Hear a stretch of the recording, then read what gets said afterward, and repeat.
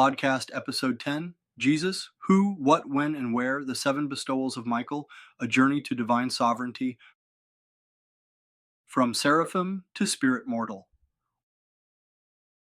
Welcome, my friends, to another episode of Cosmic Perspectives, a study of the Urantia Book.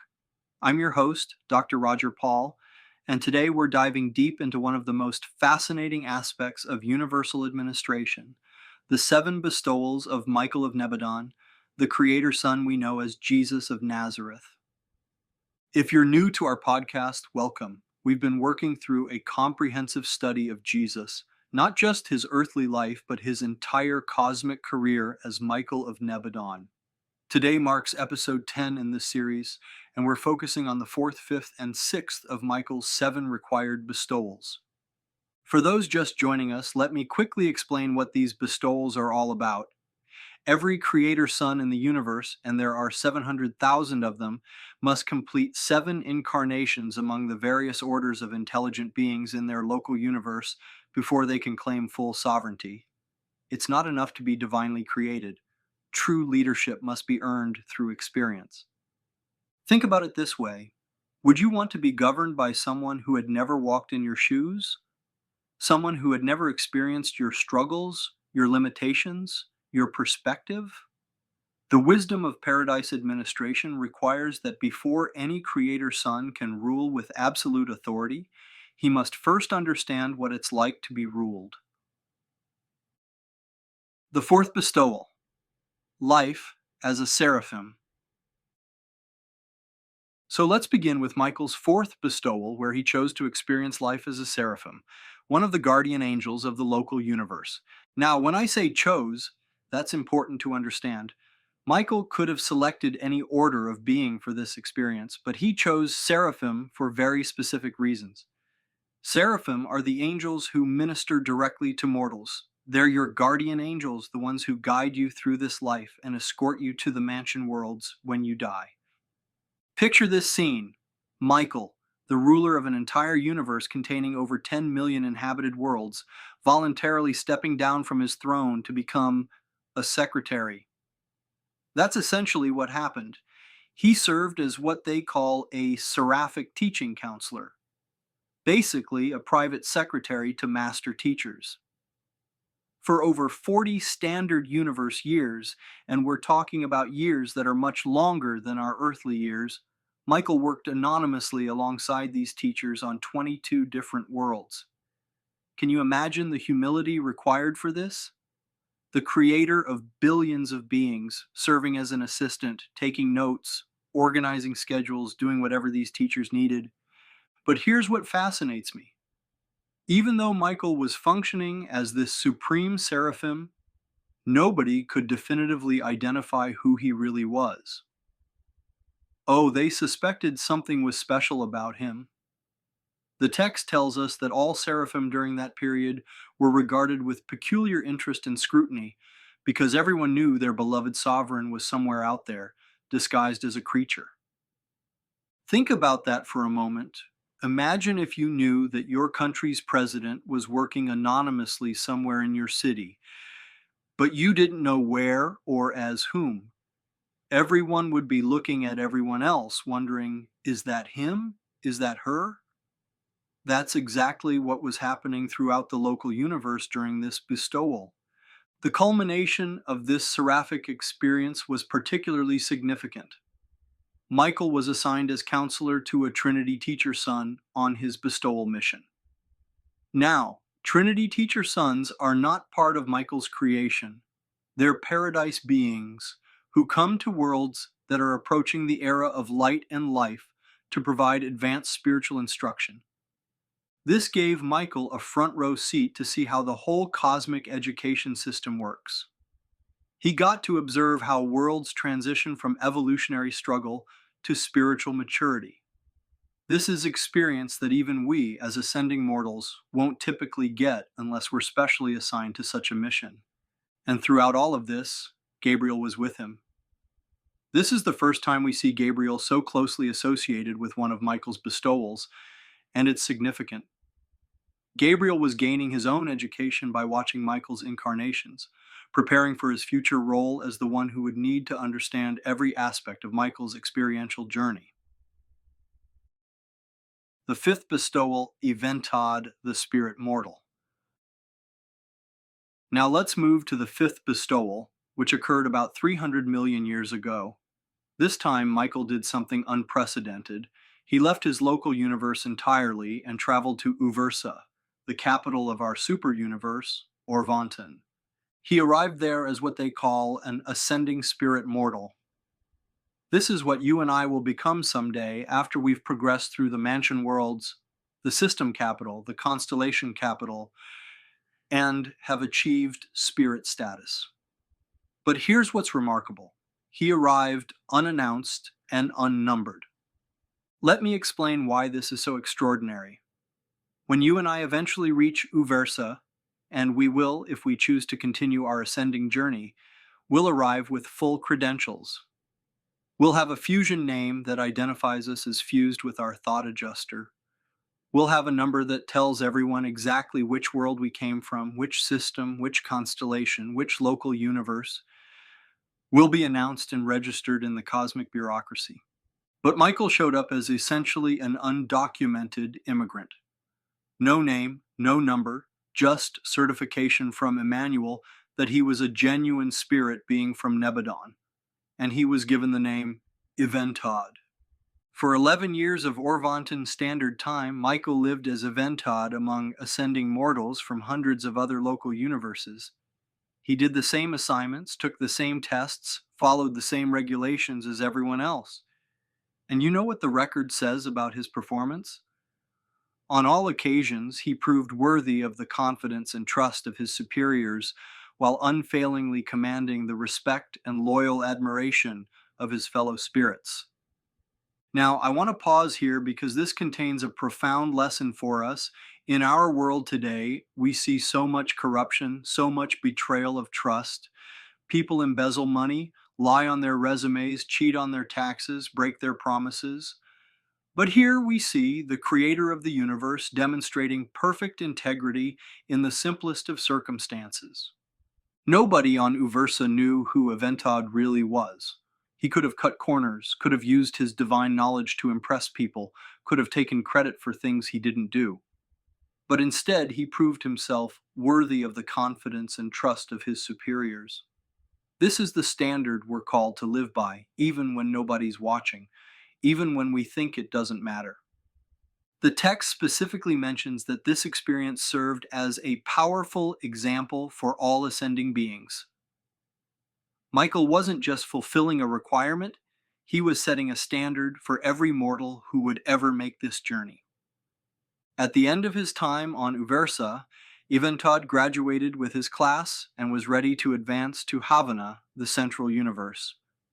But instead of continuing that journey, which would have been the natural next step for any ascending mortal, he and Gabriel quietly departed and returned to Salvington. And here's something interesting to consider. Somewhere on Uversa today, there are probably ascending mortals who remember their time with Eventod. They don't know they were classmates with the creator of their universe, but they remember him as a faithful, trustworthy fellow pilgrim who always did his best. The sixth bestowal, the Morontia mystery. The sixth bestowal takes us into even more fascinating territory.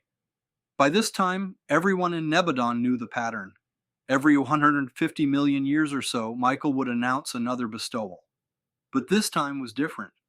When he announced the sixth bestowal, he also revealed that the seventh and final one would be on an evolutionary world in the likeness of mortal flesh. Can you imagine the excitement this must have generated? The entire local universe now knew they were witnessing the final stages of their creator's journey to full sovereignty. The anticipation must have been incredible. For this sixth bestowal, Michael chose to experience life as a Morontia mortal. Now, for those unfamiliar with the term, Morontia refers to the transitional state between material existence and full spirit status. It's what we'll experience on the mansion worlds and beyond, part material, part spiritual. But here's what's crucial to understand. Michael didn't start at the beginning of the Morontia experience like we will. He appeared as a fully developed Morontia mortal at the constellation level. That's an advanced stage that comes after years of Morontia progression. Where did he get the earlier Morontia experience? The text suggests he gained it during his time on our world, on Urantia, as Jesus. So this bestowal was actually experiencing the more advanced stages of what we'll all go through in our ascending careers. Now here's where it gets really intriguing. The celestial being telling us this story, the chief of the evening stars, says he's forbidden to reveal the details of this bestowal. He calls it one of the most extraordinary and amazing epochs in Michael's bestowal experience, but won't tell us what happened. Why the secrecy? The text suggests it's because these experiences are too close to our own future. In other words, revealing what Michael experienced as a Morontia mortal might give us premature knowledge about our own Morontia careers that we're not ready to handle. Think about it this way.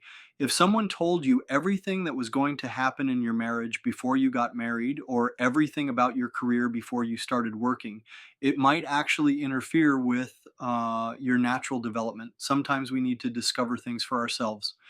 But what we do know is that when Michael returned from this bestowal, something profound had changed. The text says it became apparent to everyone that our Creator had become a fellow creature. He wasn't just experiencing these lives, he was being fundamentally transformed by them. The transformation of divine leadership. This transformation is really the heart of what these bestowals accomplished. With each incarnation, Michael was acquiring what they call the creature's viewpoint in universe administration. He was learning to govern not as a distant divine authority, but as someone who truly understood every level of existence in his universe. I want you to think about the best leaders you've known in your life. Chances are they were people who had worked their way up from the bottom, who understood what it was like to be in your position because they'd been there themselves. They could relate to your struggles because they'd faced the same challenges. That's exactly what Michael was doing on a cosmic scale. He was ensuring that when he finally claimed full sovereignty over Nebadon, he would rule not just with divine wisdom, but with experiential understanding. And here's something beautiful. The text tells us that even Gabriel, this exalted being who serves as Michael's chief administrator, confesses that he doesn't understand how these bestowals work. The technique by which a Paradise Creator Son can at will assume the personality and live the life of one of his own subordinate creatures remains a mystery even to the highest celestial beings. But while the how remains mysterious, the why is crystal clear. True leadership requires empathy, and empathy comes only through shared experience. You know, as I've studied these bestowals over the years, I've come to realize they offer profound lessons for our own leadership development, whether in our families, our workplaces, or our communities. How often do we try to lead others without really understanding their perspective? How often do we make decisions that affect people whose experience we've never shared? Michael's example shows us that authentic authority comes not from position or power, but from the humility to walk in someone else's shoes. Implications for our spiritual journey. Now, what does all this mean for us as individuals on our own spiritual journey? I think there are several profound implications. First, these bestowals illuminate the path we're all destined to travel. Michael's progression from celestial beings to ascending mortals mirrors our own journey from material existence through the Morontia worlds to eventual spirit status. His pathway becomes our roadmap. Second, they demonstrate that spiritual growth comes through service, not through the accumulation of power or privilege. At every level, Michael served others. As a seraphim, he served teachers. As a spirit mortal, he served his superiors and helped his fellows. This is the pattern of spiritual development. We grow by giving, not by getting. Third, they show us the supreme importance of integrity and trustworthiness. Michael could have taken shortcuts, could have used his divine knowledge for personal advantage, but instead he demonstrated perfect reliability at every level. This is the character we're called to develop. Fourth, they reveal that true leadership is about understanding and serving others, not about wielding authority over them. Michael's transformation from ruler to fellow creature shows us what mature spiritual leadership looks like. And finally, these bestowals prepare us for the most remarkable incarnation of all, Michael's seventh and final bestowal as Jesus of Nazareth on our world. Everything we've studied today was preparation for that ultimate mission, where the creator of a universe would experience the full reality of mortal life, including suffering, temptation, and even death. But that's a story for our next episode in this series. For now, I want to leave you with this thought. If the ruler of a universe was willing to spend centuries learning what it's like to be a creature, how much more should we be willing to learn what it's like to walk in each other's shoes?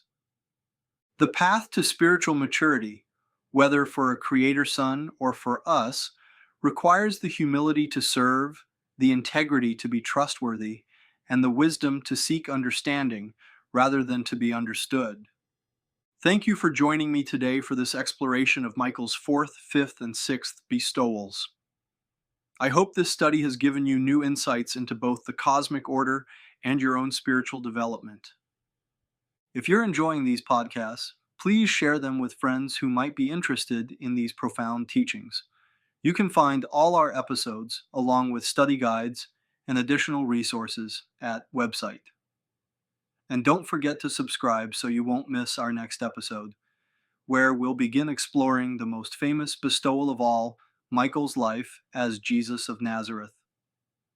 Until next time, may you walk in the light of truth and serve with the love of Michael Jesus. This is Dr. Roger Paul, encouraging you to keep seeking, keep growing, and keep serving. God bless.